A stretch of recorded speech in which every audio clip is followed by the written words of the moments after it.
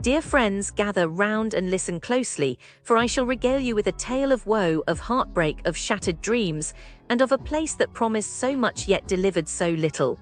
A place that goes by the name of Hotel Vibra San Remo, San Remo. As I stepped into the grand lobby, I was immediately struck by the sheer lack of ambience.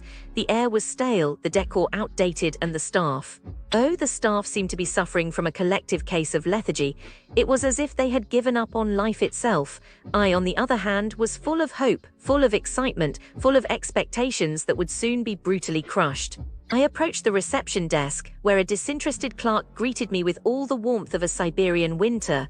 "Welcome," they muttered, without so much as a glance in my direction. I, of course, being the eternal optimist, chose to ignore this warning sign and instead focused on the prospect of a comfortable stay. Alas, dear friends, my room was a prison cell masquerading as a luxurious retreat. The windows refused to close properly, allowing the cacophony of noise from the bars outside to serenade me into the wee hours of the morning. The bathroom, oh the bathroom, was a biohazard waiting to happen. The water flooded the floor, creating a mini swamp that threatened to engulf me whole. And don't even get me started on the cleaning services, or rather the complete lack thereof. But I persisted, dear friends. I persisted, believing that surely the hotel would redeem itself in some way. And so I ventured forth to the dining hall, where I was greeted by a spread that would have made even the most basic of cafeteria food seem like a feast fit for royalty.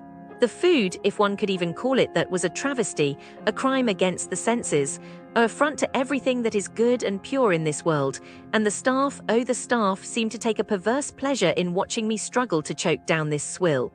They would saunter by, a smirk on their faces, as if to say, "Ha, you should have known better than to expect quality from us." But I digress. The true tragedy of Hotel Vibra San Remo lies not in its subpar amenities or its apathetic staff, but in its very soul. It is a place that has given up, a place that has surrendered to the whims of fate, a place that has lost all sense of purpose. And so, dear friends, I implore you, do not make the same mistake I did. Do not be swayed by the false promises of a comfortable stay. Do not be fooled by the glossy brochures and the empty words of the hotel's management. For in the end, it is not the amenities that make a hotel, but the people. And the people of Hotel Vibra San Remo are a reflection of the hotel itself, broken, defeated, and utterly devoid of hope. What are your thoughts, dear friends? Have you too fallen prey to the false promises of Hotel Vibra San Remo? Share your stories, your struggles, your triumphs. Let us commit. The dark truth about businesses near Hotel Vibra San Remo. San Remo businesses near Hotel Vibra San Remo are, in a word, troubled. If you're expecting a charming slice of Italian hospitality, prepare for disappointment. Instead, you'll find establishments that seem to operate on a simple philosophy: take the money, ignore the customer, and hope they never come back. Let's start with shopping. The retail experience here is less about convenience and more about testing your patience.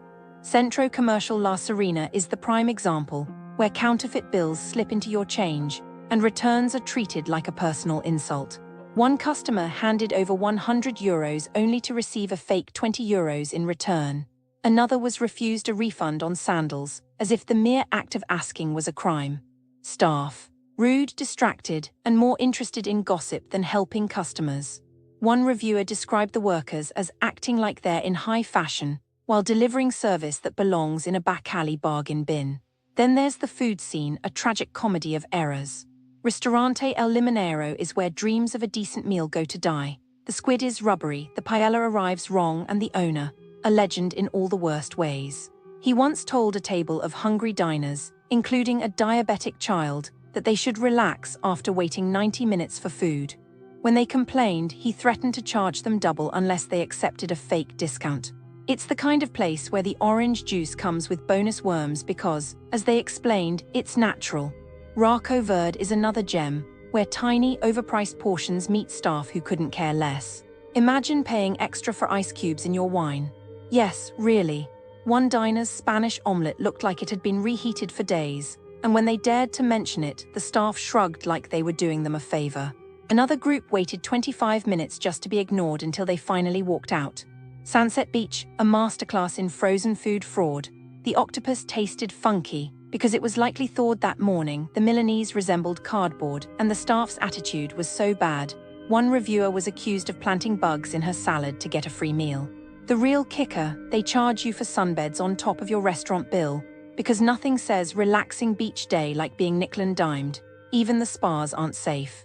Revival Spa by Clarins is less oasis of calm and more house of horrors. Moldy saunas, therapists with garlic breath strong enough to peel paint, and massages so rough one guest wondered if they were being punished. The booking process is a labyrinth of unanswered calls, because apparently busy means too busy to pick up the phone. Coffee lovers, brace yourselves. Commonwealth Coffee House Bakery is where efficiency goes to die. A four-side of salmon is the size of a postage stamp. Tables stay dirty for hours and the staff, too busy pretending to be busy. One barista joked about hoping the customer who ordered extra espresso was okay, not out of concern but mockery. And then there's Ease Jarrett, where the food is as tiny as the patience of the wait staff. The sea bass turned out to be flavorless fish sticks, the paella was burnt and sparse, and one waiter felt it was appropriate to critique a guest's dress instead of, say, doing his job. Portions are so small, one couple left to eat elsewhere because, shockingly, they were still hungry after spending €70. So what's the verdict? If you're staying at Hotel Vibra San Remo, pack snacks and patience. The businesses here treat customers like inconveniences, quality like a myth, and basic hygiene like an optional extra. Some may call it a tourist trap, but really it's more like a tourist tragedy. Unless you enjoy overpaying for disappointment, consider dining and shopping elsewhere. Because in this corner of San Remo, the only thing you're guaranteed to leave with is regret. Okay, so I was looking into stuff near Hotel Vibra San Remo, just seeing what happens there. It's not good, honestly. Businesses around there, they kind of tricky sometimes. Like you go to a cute little shop near the hotel, thinking it's all peaceful, but it's not always like that. So businesses around here, especially the bars and restaurants, they often use these fiscal consultants, people to handle their taxes. But apparently some of them aren't real at all, or they just bad news. There was this woman, Ernesta Pascucci. She went around pretending to be a tax expert. She convinced over 20 shop owners, near where the Hotel Vibra San Remo is, to let her manage their money. And then she messed it all up. She didn't pay their taxes, messed with their accounts. I bet those shop owners were so stressed, probably had to hire real lawyers, pay even more money just to fix everything. And that woman, she likely got a hefty fine, maybe even some jail time, but honestly it wouldn't fix what she did to those people. It's just so unfair, Like, how can you do that to someone's livelihood? Then there's this other thing. Businesses around Hotel Vibra San Remo again, bars, restaurants, they were being targeted by this company, MEMASRL. They pretended to be legit, like they were managing vacation rentals, but really they were just scamming people. They de-used this family prestige, meaning someone important's family was involved, to get people to trust them. Can you believe that? Using a good name to trick people, they'd handle taxes or say they were handling taxes but then leave everyone with huge debts. Seriously, who does that? The shop owners probably spent ages trying to sort out the mess, arguing with the tax authorities, and they likely lost a lot of money.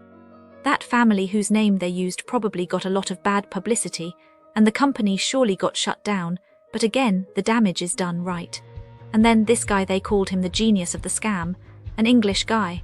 Apparently he was really good at fooling people, just smooth talking, I guess. He was conning shopkeepers, taking their money with these complicated tricks.